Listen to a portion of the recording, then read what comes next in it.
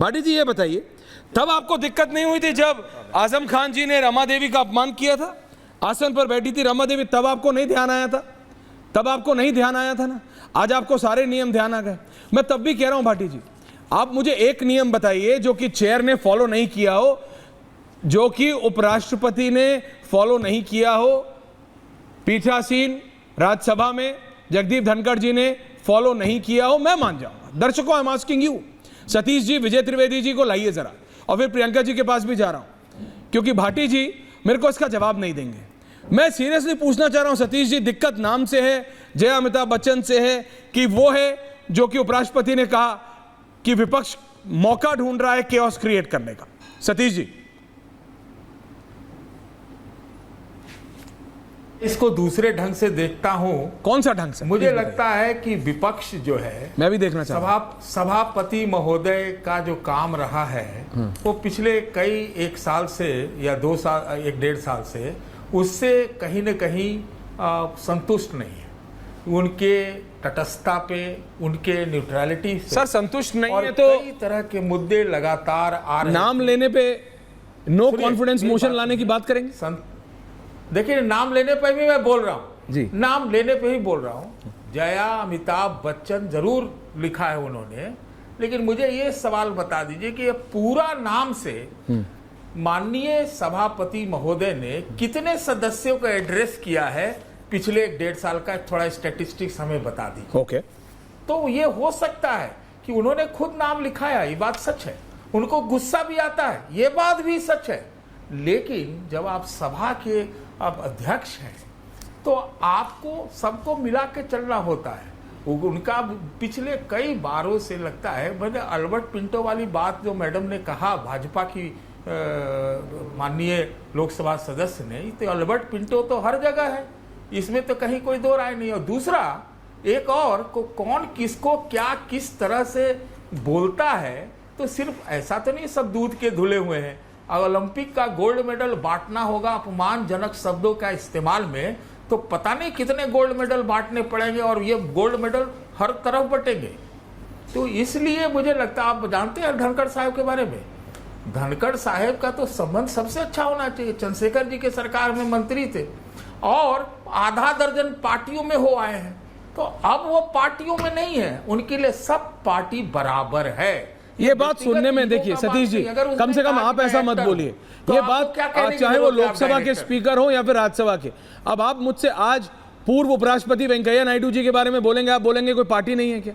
आप बात समझिए, ये सब बोलने में अच्छा लगता है सर, होता नहीं है। सिविक्स की किताब में होता है, और I am being very clear, ना अभी है और ना पहले था, कांग्रेस की सरकारों में भी नहीं होता था। विजय त्रिवेदी जी, सिविक्स की किताब में अच्छा होता है कि लोकसभा के स्पीकर एक दिन पहले बीजेपी के टिकट पे जीत के आए अभी, या पहले कांग्रेस के टिकट पे जीत के आते थे, और एक दिन में सोनिया गांधी जी ने पहले बना दिया या प्रधानमंत्री जी ने बना दिया तो वो निष्पक्ष हो जाएंगे। ऐसा होता नहीं है। कम से कम प्रैक्टिकली तो हमको कवर करते हुए तो दिखता है सर, अभी से नहीं 18 साल से करो, दिखता है। आपको तो कितने साल हो गए, कितने दशक हो गए? Vijay ji, your view point on this. होता नहीं है ऐसे सिंपली। विजय जी, आपका ऑडियो सर म्यूट है। विजय जी अनम्यूट कर दीजिए sir. Vijay ji unmute, thank you. मैं कह रहा हूं कि ऐश्वर्या, आपको नाराज नहीं होना चाहिए जब आपको लोग ऐश्वर्या राय बोलते हैं, तो इसलिए क्योंकि आप लगते ही बहुत खूबसूरत। सर मैं तो खुश होता हूं। नाराज मत हुआ कीजिए, उसे कॉम्प्लीमेंट की तरह से लीजिए। ठीक है, बात यह है कि अभी जो चर्चा चल रही है उसका मसला क्या है कि अभी हमारी जो सत्ता पक्ष है और विपक्ष है, दोनों ही इलेक्शन मोड से निकले नहीं। विपक्ष को लग रहा है, जो इंडिया ब्लॉक है, कांग्रेस है, समाजवादी पार्टी है, सबको ये लग रहा है कि भाई वो 240 पर आ गए हैं तो वो पावरफुल है, और आप समझ नहीं रहे इस बात को। ऐश्वर्या नहीं समझ रहे, स्पीकर नहीं समझ रहे, चेयरमैन नहीं समझ रहे, प्रधानमंत्री नहीं समझ रहे, और विपक्ष ये कह रहा है कि हम 240 पर आ गए तो इसका मतलब हमें कमजोर मत समझिए। तो ये दो, हमारा पूरा का पूरा जो पॉलिटिकल ब्लॉक है वो अभी इलेक्शन मोड से नहीं निकला है। अब आज और कल की घटना और पिछले दिनों की घटना, सतीश जी की बात से मैं सहमत हूं कि जितने सांसदों को सस्पेंड किया गया उस पर जो था उसका गुस्सा अब इसलिए निकल रहा है क्योंकि अब आपको लग रहा है पावरफुल है। लेकिन जया जी ने आज क्या किया? देखिए, आपने कहा कि कोई नियम तोड़ा, क्या कोई नियम नहीं टूटा, उस पर कोई बात नहीं करेगा। लेकिन यदि वुमेन डिग्निटी की बात है तो वो एक गंभीर मसला, और मैं तो देख रहा हूँ कि ये बहुत गंभीर मसला है कि कोई 5 टाइम वीमेन एमपी चेयर पर सवाल करे बॉडी लैंग्वेज और टोन को लेकर। लेकिन जया जी को समझ में आया कि ये कुछ ज्यादा हो गया है, इसलिए जब वो बाहर आई तो उन्होंने इशू को वाइडर कर दिया और कहा कि नहीं, विपक्ष के नेता को नहीं बोलने दे रहे। अरे विपक्ष के नेता को बोलने के लिए किसी एमपी की जरूरत है क्या सपोर्ट की? समझे, आपने उस इशू को वाइडर कर दिया क्योंकि लगा कि ये केवल चेयर पर बॉडी लैंग्वेज और टोन का सवाल उठाना ही बहुत गंभीर मसला है। समझ रहे हैं आप बात? मैं अब वो जो टेक्निकल बात थी आसन के ऊपर जो इल्जाम लगाया है वो बहुत गंभीर है, and now she cannot backtrack on it. वो गंभीर है। दूसरी बात मैं कह रहा हूँ, एक बात और मैं कह रहा हूँ कि उन्होंने बाहर ये कहा कि उन्हें माफी मांगनी चाहिए। हाँ। आप यदि पार्लियामेंट्री प्रोसेस को देखें तो चेयर के साथ जो भी डिस्प्यूट होता है, मान लीजिए आपकी नाराजगी है तो उसे आप चेयर के साथ चैम्बर में डिस्कस करते हैं, चेयरमैन के साथ जो है ना, स्पीकर के साथ, चेयरमैन के साथ। आपको याद हो अभी कुछ दिनों पहले लोकसभा स्पीकर ने राहुल गांधी जी को कहा था कि आप जो सवाल खड़ा कर रहे हैं किसी लोगों से मिलने का, वो पत्रकारों को जब बंद कर दिया गया था तो उन्होंने कहा आपको मुझे चेयर के लिए चैम्बर में आकर मिलना चाहिए। इसलिए चेयर के सवाल, चेयर के आरोपों को चैम्बर में मिलकर बात की जाती है। बाहर आकर आप चेयर के लिए, मैंने तो पहली बार सुना कि कोई मेंबर जो इतना सीनियर मेंबर हो वो कहे कि चेयर को माफी मांगनी चाहिए। सर वो कह रहे हैं कि चेयर एमपी है, बहुत सारे लोग खड़े सर वो कह रहे हैं कि जगदीप धनखड़ जी एमपी हैं, आप कह रहे हैं चैम्बर में। सर वो सब बातें देखिए सर, वो सारी चीजें पुरानी संसद के साथ मेरे को तो समझ नहीं आ रहा क्या है। ये रूल्स की बात मैं बता रहा हूं सर, रूल्स की बात कर रहा हूं। ये नहीं पता कि vice president is not a member of parliament, उपराष्ट्रपति जगदीप धनखड़ जी सांसद नहीं है। वो तो ये तो सिविक्स की क्लास में, ये तो सिविक्स की क्लास में पढ़ाया जाता है कि राज्यसभा में अकेले सभापति होते हैं जो मेंबर नहीं होते हाउस। अब राजिता जी ने तो पढ़ी होगी पक्का, आईएएस ऑफिसर। वो इशू नहीं है क्योंकि उससे वो इशू की गंभीरता खत्म हो रही है। अब आजकल क्या हो रहा है, ये डिमीनिंग का एक प्रोसेस चल रहा है। नहीं पर ये क्यों प्रियंका जी आरजेडी मैं आप जब ये कहते हैं सर, एक लाइन और जोड़ दूं जी प्लीज। राहुल गांधी जी जब ये कहते हो लोकसभा अध्यक्ष को कि आप प्रधानमंत्री से तो झुककर नमस्कार करते हैं और मुझसे खड़े होकर नमस्कार करते हैं, अखिलेश यादव कॉरिडोर में कहेंगे कि आपकी पावर कट हो गई है, कम हो गई है, क्या मदद कर सकते हैं? तो ये डिमीनिंग ऑफ चेयर जो है ना, वो बहुत अच्छी बात नहीं है पार्लियामेंट्री प्रोसेस के लिए। और खासतौर से एलओपी इस बात का जिक्र कर रहे हो, लेकिन दोनों चेयर्स को भी ध्यान रखना चाहिए कि विपक्ष जो है वो हमारी आवाज है, जनता की आवाज है, उसको भी पूरा मौका मिले। प्रियंका जी ये बताइए ना, आप अपनी फ्रस्ट्रेशन, विपक्ष अपनी फ्रस्ट्रेशन निकाल रहे हैं, आपको लगता है कि सचमुच चेयर के ऊपर इस तरीके का इल्जाम लगाना विपक्ष के द्वारा ठीक है? और आप अपनी पुरानी फ्रस्ट्रेशन इस तरह से निकालेंगे तो वो ठीक है विपक्ष के द्वारा?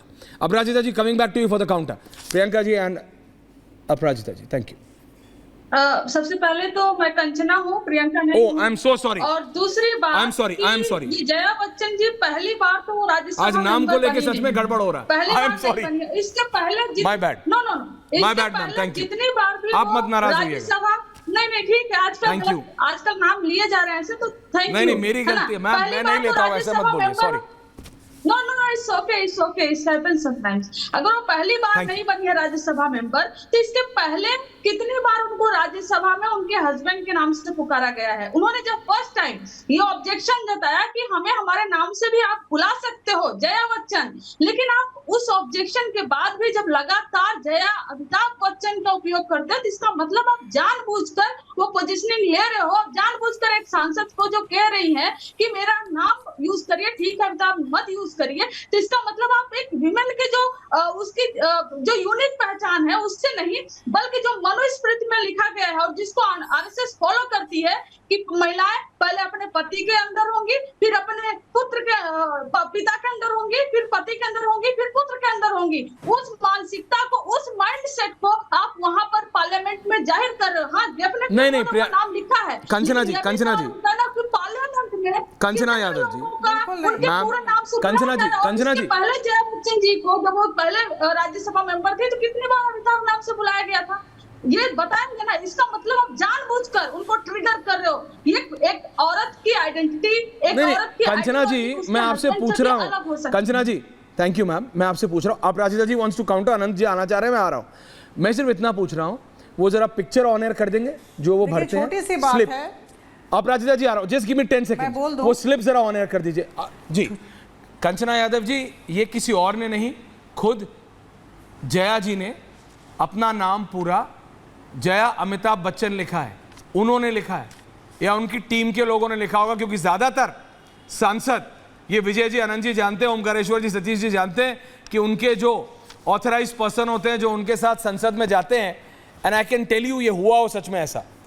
अब राजिदा जी भी सांसद हैं, वो बता देंगी, हो सकता है वो खुद करती हो, लेकिन काफी लोग ऐसे होते हैं जो खुद नहीं करते हैं। कईयों को मैं जानता हूं, वो अपने रिप्रेजेंटेटिव से कराते हैं। वो बोलते हैं यार फॉर्म है भर दो, इतना सिंपली होता है। हो सकता है उनकी टीम के आदमी ने भरा हो तो चेंज कर दीजिए। मैं बिल्कुल आपके साथ हूं कि अगर कंचना यादव जी हैं तो कंचना यादव जी अगर चाहेंगी तो ही उनके पिताजी या उनके पति अगर हैं या उनका बेटा अगर वो चाहें तो उनका नाम ऐड हो, अगर वो नहीं चाहती तो नहीं होगा। You can not force something on someone. Jaya ji के ऊपर फोर्स नहीं किया जा रहा है, उनके द्वारा या उनकी आधिकारिक टीम द्वारा लिखा गया है जया अमिताभ बच्चन, एंड उन्होंने ही संसद में कहा I am proud of it, मेरे को कोई प्रॉब्लम नहीं है, उन्होंने ही कहा।